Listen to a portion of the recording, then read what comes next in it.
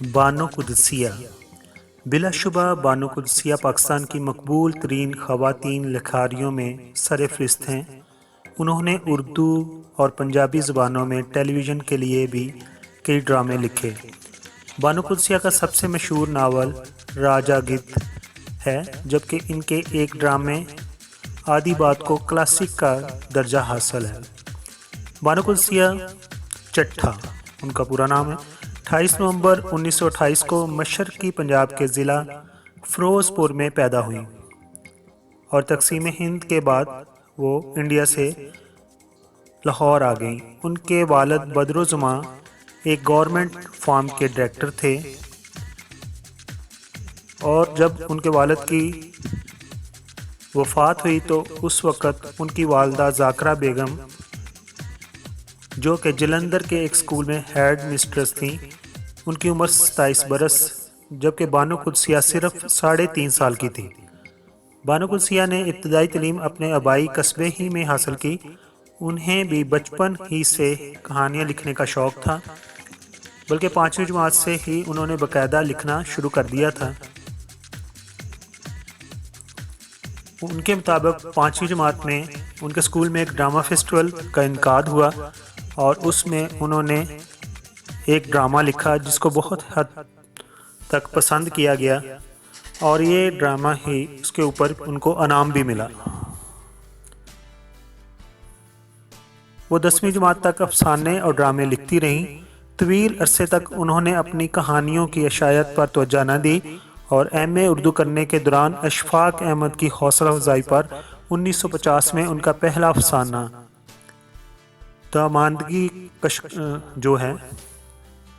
داماندگی شوق اس وقت کے ایک سرکردہ ادبی جریدے ادب لطیف میں شائع ہوا۔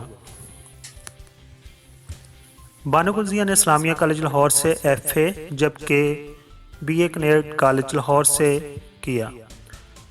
جس وقت انہوں نے بی اے کا امتحان دیا اس وقت 1947 کے فسادات کی آگ پھیل چکی تھی۔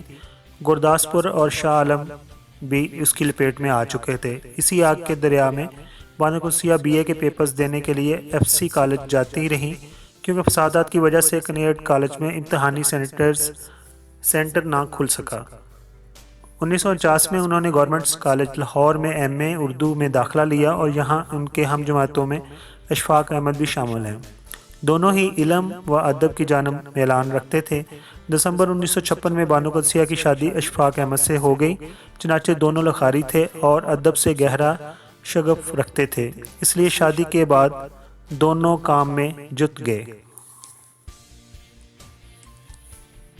ٹی وی پر بانو قدسیہ کی پہلی ڈرامہ سیریل سدھوراں تھی۔ بانو قدسیہ کا پنجابی میں لکھنے کا تجربہ ریڈیو کے زمانے میں ہی ہوا۔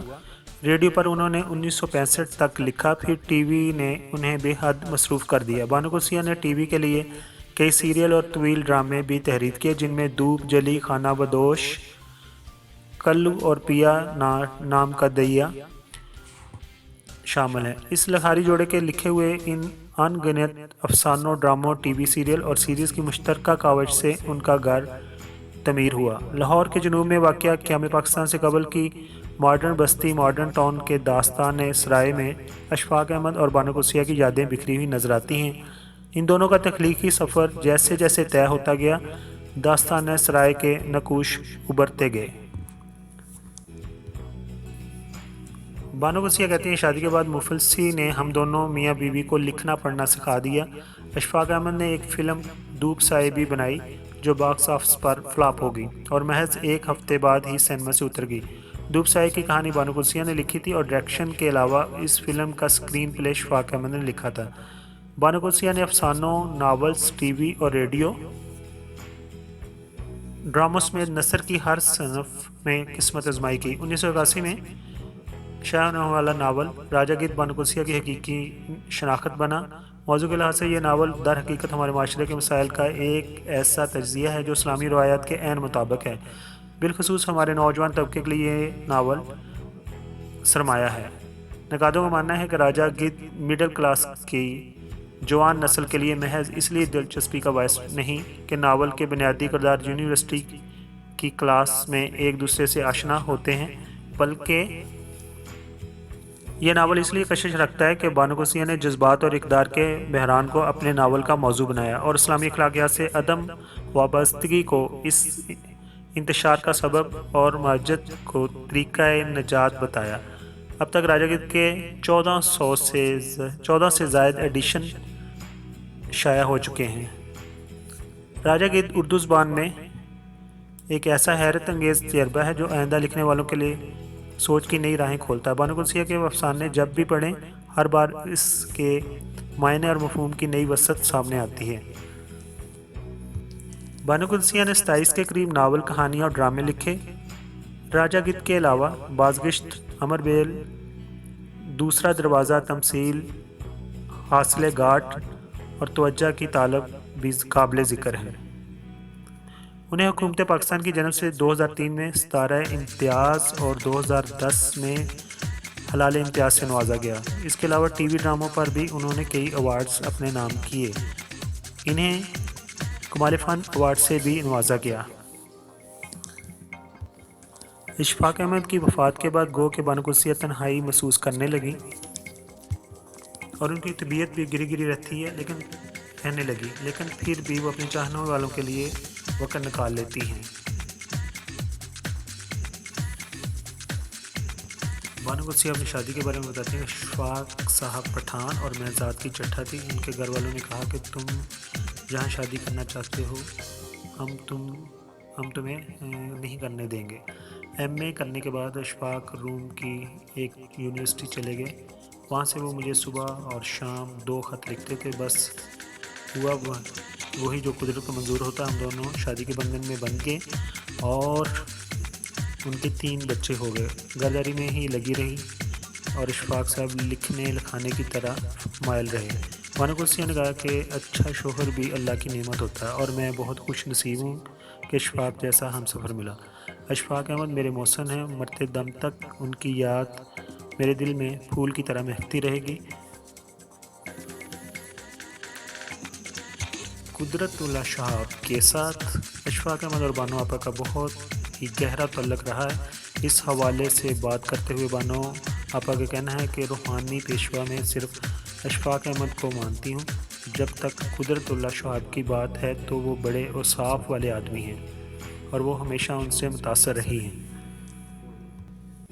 بانو آپا کہتی ہیں کہ میں نے جو بھی لکھا پوری ایمانداری کے ساتھ لکھا، مجھے روحانیت کا راستہ اچھا لگا، میں نے اپنا لیا۔ اب میرے لکھے ہوئے پر کسی کو اعتراض ہے تو پھر یہ میرا نہیں، ان کا مسئلہ ہے۔ وہ ایک واقعہ سناتی ہیں، کہتی ہیں کہ 80 کی دہائی میں امریکہ اور پاکستان کے درمیان ایک ایکسچینج پروگرام شروع ہوا۔ اس پروگرام میں یہاں سے کچھ ادیب امریکہ جاتے تھے اور وہاں کے لوگوں کو کہا جاتا تھا کہ ان کو بتائیں کہ امریکن کلچر پاکستانی کلچر کے مقابلے میں کتنا خوبصورت ہے۔ اشفاق احمد صاحب بھی اسی معاملات میں امریکہ میں کئی دفعہ جا چکے تھے اور وہاں سے ایک لڑکا بھی آتا تھا، باب، اس کا بیزل نام تھا، اور وہ ہمارے گھر میں ہی رہتا تھا اور وہ اکثر مجھے کہتا تھا کہ آپ یہ بتائیں کہ کیسے اسلام بہتر ہے کرسچین سے۔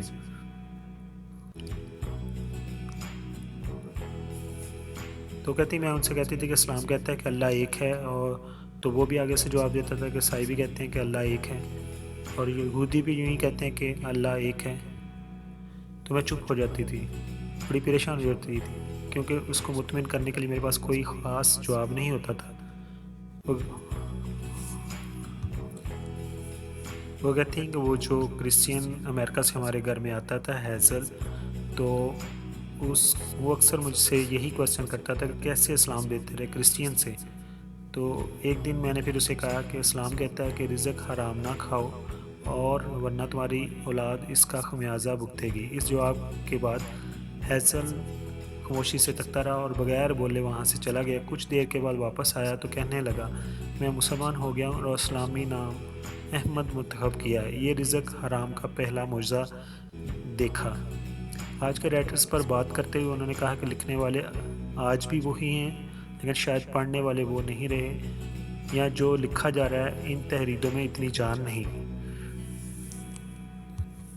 میاں بیوی کے رشتے کے بارے میں وہ کہتی ہیں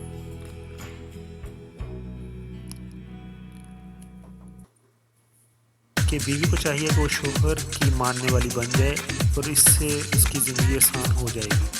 عورت کا نام اور نمبر خود اللہ نے مرد کے بعد رکھا ہے۔ مرد اور عورت کو اللہ نے ایک جوڑا بنایا ہے۔ مرد کی ذمہ بیوی بچوں کی کفالت ہے، عورت کے ذمہ داری ہے کہ وہ شرم حیا کا پیکر بنے، چار دیواری میں رہے۔ یہ دونوں کے کام اور کردار کی تقسیم ہے جو اللہ کے بنائے نظام میں کی گئی ہے۔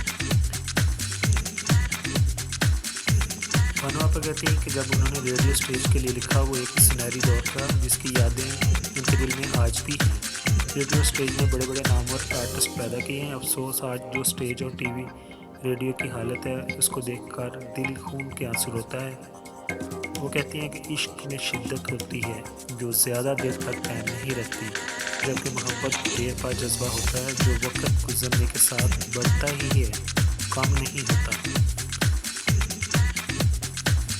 بانو آپا کہتی ہیں عورت کو اگر اپنی روٹین لائف اور شوق میں توازن قائم کرنا آ جائے تو سب کام آسان ہو سکتے ہیں۔ اور ان کا کہنا ہے، ایک دفعہ پھر اس کو ریپیٹ کرتے ہیں، بانو غزیہ کے مطابق مرد اور عورت کے کردار کی تقسیم تو اللہ تعالیٰ کی ذات نے کر دی تھی، پھر بھی آج کی عورت خود سر بننے کے چکر میں اپنا گھر برباد کر لیتی ہے۔ بانو غزیہ 4 فروری 2017 کو ان کی وفات ہو گئی، اور ہماری دعا ہے اللہ تعالیٰ ان کو جوار رحمت میں جگہ عطا کرے اور ان کی جو تحریریں لوگ ان کو پڑھتے رہیں اور اس سے فائدہ اٹھاتے رہیں۔ تھینک یو سو مچ۔ اگر آپ کو یہ پیج پسند آیا ہو، یہ چینل پسند آیا ہو تو اس کو سبسکرائب کیجئے، اور اس کا مقصد یہی ہے کہ جو پاکستان کے لیجنڈ رائٹر، اداکارائیں ہیں یا پولیٹیشین بھی ہیں ان کو یاد رکھا جائے اور ان کا جو بھی ان کے بارے میں ڈاٹا اویلیبل ہے اس کو ایک جگہ پر اکٹھا کیا جائے۔ Thank you so much.